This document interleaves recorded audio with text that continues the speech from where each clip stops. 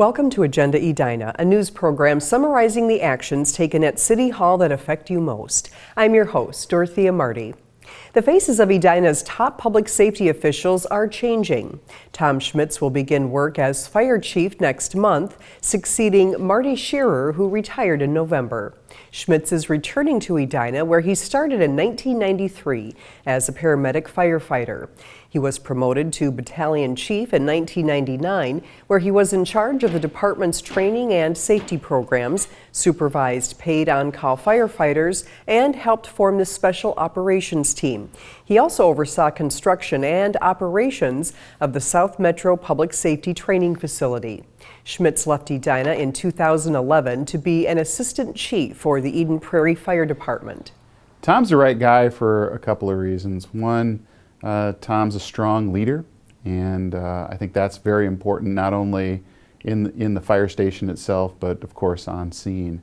The other thing I really like about Tom, though, is he's an educator. You know, Tom has spent a lot of his career being in charge of training, so he knows about adult education. He knows how to talk. He knows how to listen. He knows how to get people to understand complex ideas and concepts, and I'm looking forward to having Tom do that on behalf of Edina Fire. Now the search is underway for a new police chief. Jeff Long left Edina mid-month to become Lakeville's chief of police. Dave Nelson is serving as Edina's interim police chief.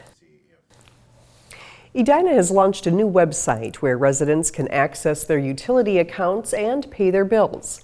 Quarterly utility bills consist of water, storm drain, and recycling charges. Instead of dealing with paper bills, postage, and/or driving, residents are encouraged to pay their bills online, quickly and securely. They can make a one-time payment or register to receive e-bills, which eliminate paper bills altogether. Users can also compare their usage to a typical user and view past water usage. Eric Roggeman, Edina's Assistant Finance Director, believes these conveniences will prove very valuable for residents. The main advantage to customers is going to be convenience. They're going to be able to, if they choose to register for the system, they're going to be able to log in anytime that's convenient for them, 24/7. Even if City Hall is closed, they can log on to their account and get the information they need to either look at their utility usage or make a payment on their account. Roggeman hopes to have 20% of accounts enrolled by the end of 2015. You can find a button for electronic utility billing online at www.edinamn.gov/finance.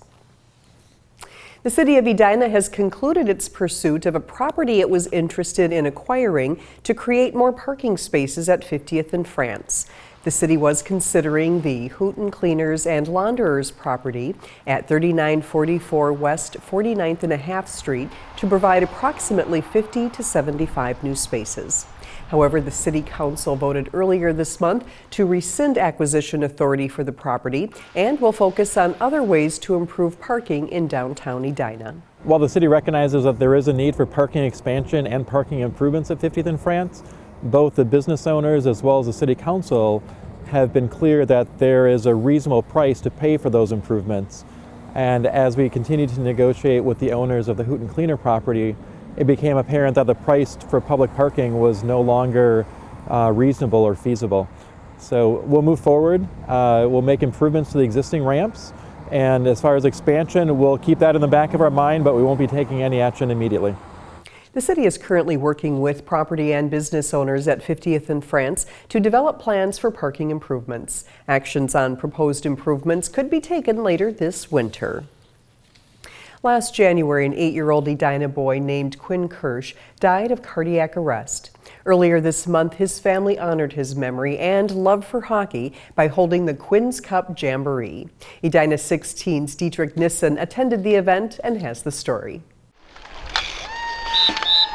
Kyle Kirsch knew hockey was more than just a sport for his son Quinn. As his coach would say, you know, he didn't love the drills, he didn't love the practice, but he loved to play. So I think what Quinn loved was having fun with his friends. Friends and teammates like Joe Kohler. He liked to run, I think. He's very fast. Joe and 250 other children came out to Centennial Lakes on January 11th and played hockey all day in memory of Quinn.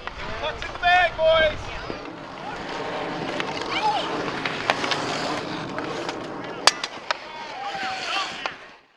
Quinn died a little more than a year ago, on Sunday, January 6, 2013.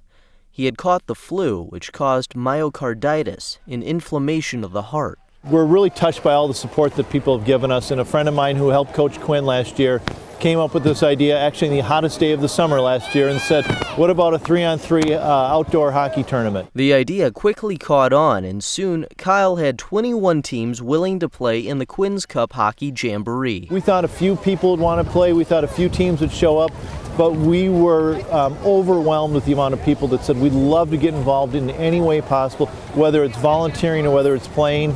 Didn't matter, they wanted to be part of the day. I think it's a great thing. You know, obviously hockey, great tradition in Edina, but even just to do it for a good cause like this and have people come out, I think it makes people feel good about it. Coaches, parents, and players hope Quinn's Cup will become a tradition.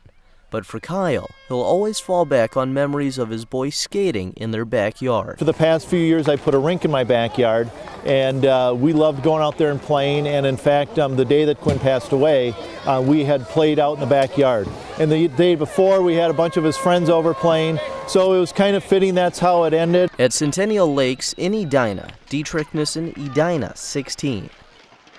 All proceeds from the Jamboree went to the Myocarditis Foundation. Thanks for watching this episode of Agenda Edina. I'm your host, Dorothea Marty.